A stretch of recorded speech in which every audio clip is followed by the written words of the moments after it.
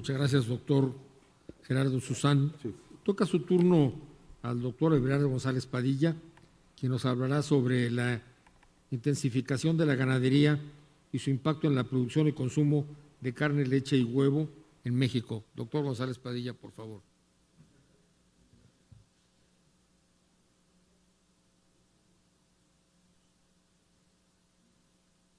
Sí, muchísimas gracias.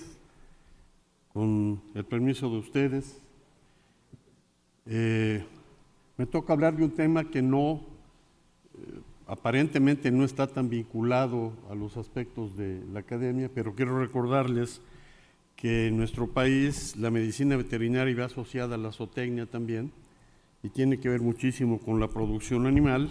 Bueno, finalmente nuestro gremio ha estado detrás de todo este desarrollo del que pretendo platicar en un segundo. Vamos a dar nada más una dimensión de lo que es la ganadería desde el punto de vista económico ahorita.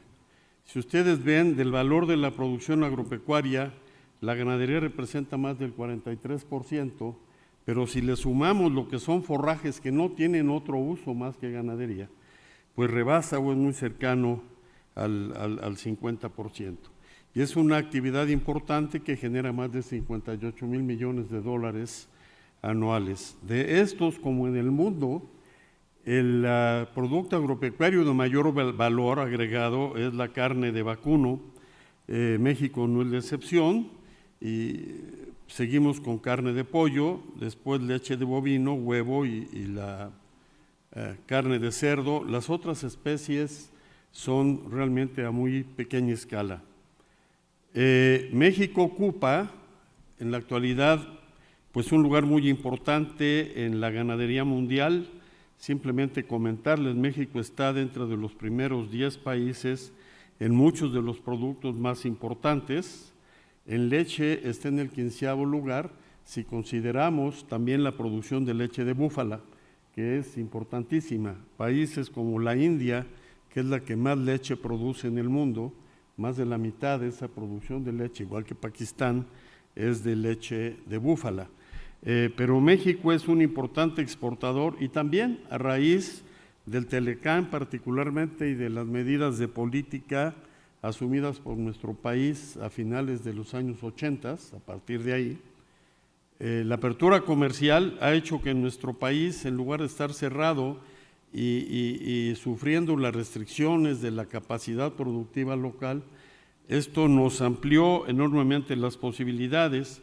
Y entonces tenemos, por ejemplo, que en leche podemos observar que realmente a partir de los 90, esta es una construcción que hice, en donde la línea roja es la población humana, cómo ha evolucionado, y el resto es cómo ha evolucionado la producción de leche. Al momento ya esta escala estaría rebasada, en los últimos 3 años andaríamos en 208, en tanto que la población humana estaría en 154. Pero bueno, esto aunque es muy importante y estemos produciendo más de 13 mil millones de litros de leche al año, no implica que todos tengamos el mismo acceso a consumir leche y lácteos. Esto es un resumen pues práctico de la mayor parte de lo que va de este siglo de las encuestas ingreso-gasto. Y es claro que hay 5.4 veces mayor gasto en el decil de mayor poder adquisitivo que en el decil de menor adquisitivo. Esto me dirán, bueno, ¿esto cómo se compara? Realmente no es catastrófico, pero sí es absolutamente un lastre que tenemos como sociedad y es un pendiente que tenemos por resolver. Y vemos un poco en la gráfica de la izquierda que en los primeros deciles, en los más pobres, es en donde el cambio anual de gasto en consumo de leche y lácteos es más alto.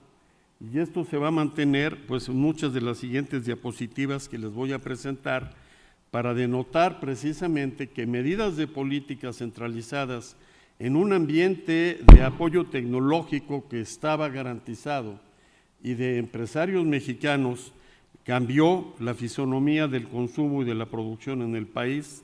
Igual que comenté en leche, está en carne de vacuno. aunque la carne de vacuno es un sistema mucho más estable que cambia muy lentamente, hay más de 1.200.000 productores involucrados en la etapa primaria y hay alrededor de 30.000 finalizadores que se crearon a partir de la apertura comercial y del Telecán. Esos no existían en los años 80, en los años 70, y es lo que le dio una dinámica muy diferente a la producción de carne y permitió un despegue que ahora nos tiene dentro de los 10 más importantes exportadores de carne de res. Aquí, por el costo relativo de la carne de res, no es por demás recordar que del gasto en alimentos de los hogares en México, el gasto en alimentos de origen animal es el más importante, es en lo que más gastan las familias mexicanas. Y vemos que aquí el diferencial entre el decil de menor capacidad adquisitiva y el decil de mayor capacidad adquisitiva es de 6.6 veces, mucho más que en leche.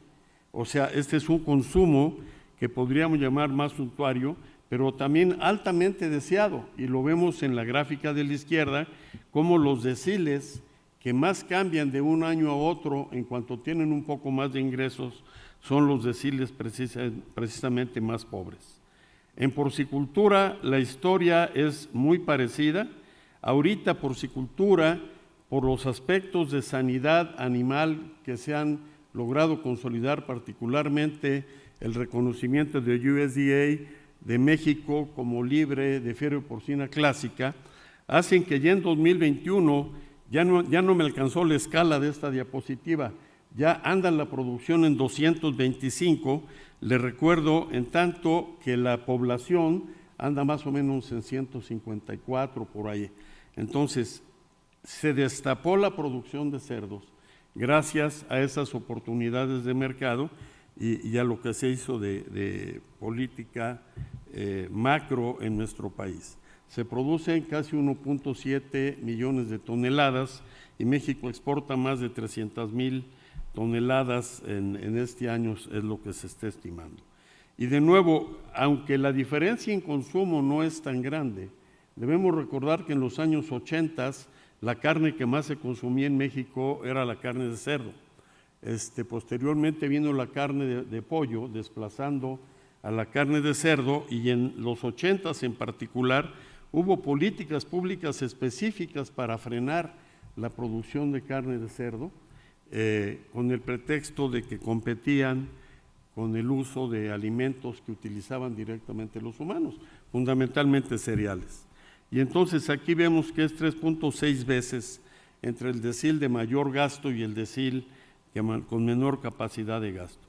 La avicultura sin duda ha sido explosivo el crecimiento, siempre ha sido desde los años 50 en nuestro país el sistema más cuidado, el sistema más protegido, y desde luego cuando comenzó la crisis económica fue el que se mantuvo sobre todos los demás, y por eso es que ahorita ya el valor en esta escala también rebasaría a la diapositiva. En estos 3 años que no están aquí capturados, llegaría a 495, lo que es el índice relativo de producción de carne de ave, y somos grandes importadores también de carne de ave. El año pasado importamos casi 1 millón de toneladas de trocería, de piernas y muslos sobre todo, y de pasta de ave, que se va al consumo mayoritariamente de los estratos de menor poder adquisitivo. Y como podemos ver, entonces aquí la diferencia de gasto entre el decil de mayor capacidad de gasto y el de menor es de 3.3 veces. Para el caso de huevo es algo parecido a lo que estamos viendo con carne de ave, sin que sea tan explosivo. Llegaría a 298 en esta escala, ya en 2021, y bueno, siempre ha venido creciendo mucho más allá del crecimiento demográfico a partir de las medidas de política a las que he hecho mención. Y somos el país entre el primero y el tercero con mayor consumo per cápita de huevo en el mundo. Hay años que somos el primero, a veces es Japón, a veces es sobre todo Israel, pero México es un país muy grande y mantiene muy cercano al primer consumo mundial. Y como ven aquí, no hay una elasticidad al ingreso en el consumo. Si ven, el gasto es bastante homogéneo a través de los diferentes estratos económicos, lo cual nos está diciendo pues que es una de las proteínas que más aportan al consumo de la población. Y de hecho, esto es el aporte que he podido calcular a 2021 de gramos de proteína ingerible a partir del consumo nacional aparente. Esto es haciendo la sumatoria de la producción menos las exportaciones más las importaciones, toda vez que ahora somos un país que importa muchísimo y exporta también muchísimo, y entonces traemos poco más de 48 gramos de consumo diario de proteína ingerible a partir de productos pecuarios, y se destaca desde luego el pollo y la leche de vacuno, y el huevo en tercer lugar, por las características que les señalaba. Y en consumo per cápita, esto es de un dato que acaba de publicar el Consejo Mexicano de la Carne, somos el quinto país que más consume carnes per cápita en el mundo.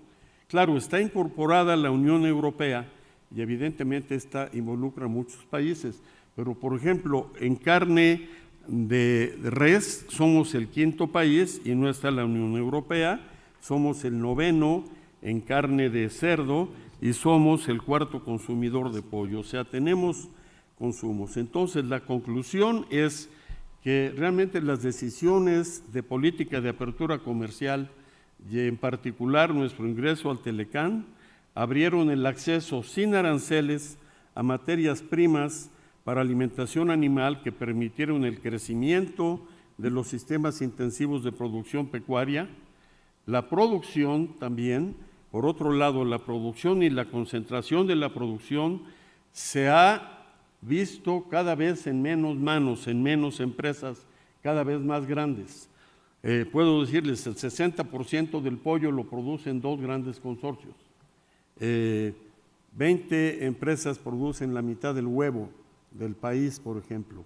Les decía, lo que es 1.200.000 criadores de reses, realmente se concentra en 20 y tantos mil corrales de engorda, la etapa final.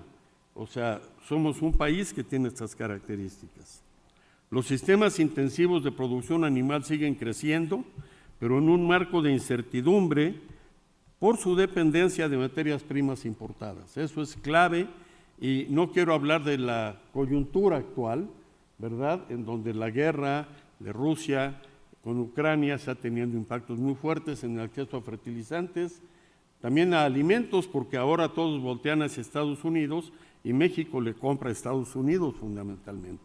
Entonces, digamos que esa es una de las cuestiones que nos afectan. Sin embargo, la condición de sanidad animal del país y la apertura comercial entonces aceleró ese flujo internacional de alimentos de origen animal y el mayor acceso a productos. Sin embargo, se mantienen los problemas de pobreza e inequidad que hacen que los consumos no sean homogéneos y ese es uno de los problemas. Finalmente, esta dependencia de materias primas y la concentración de la producción en menos agentes económicos son elementos que junto con la inequitativa distribución de la riqueza gravitan fuertemente en la seguridad alimentaria del país.